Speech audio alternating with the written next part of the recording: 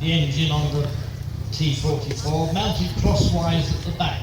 So it gives you a very short, low hull, run almost entirely on torsion bar suspension, what was always known as lap-turned frying pan type turrets. They're very cramped, very awkward to work in, but they do have the great advantage ballistically of deflecting incoming shot, and also of making the vehicle really low and inconspicuous. It's armoured, I should say, with a 100mm gun, which stays quite good.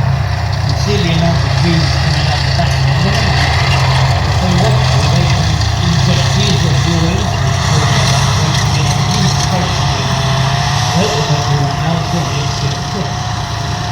So the 12.7 heavy machine gun on top of the turret.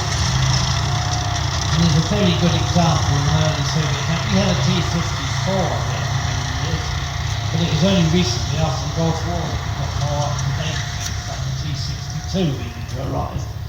But at that time they were very few and far between. But that's it. Now that particular tank, that Type 59, that was actually sent over here for British industry to have a go at and see what they could do to improve it.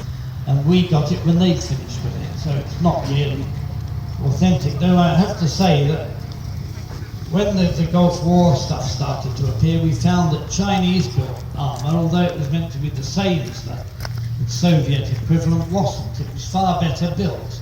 The finish and the general sort of condition of the tanks was a lot better than the actual Soviet ones, which looked as if they'd been dragged to a hedge backwards most of the time.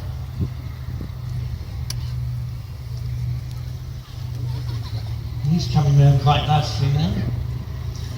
The Russians tended to have a fairly simplified sort of steering system, a clutch and brake steering system and that sort of thing.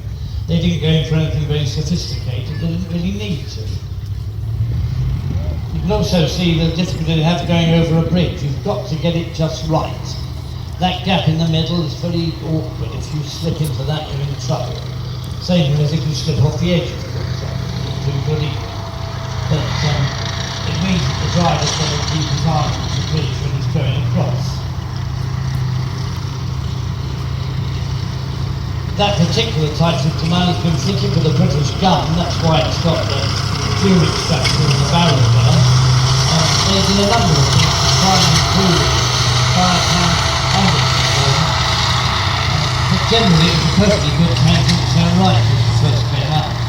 And the Chinese built thousands of them and supplied them to their allies all around the world. So Type 59s are not rare by any means outside of Britain.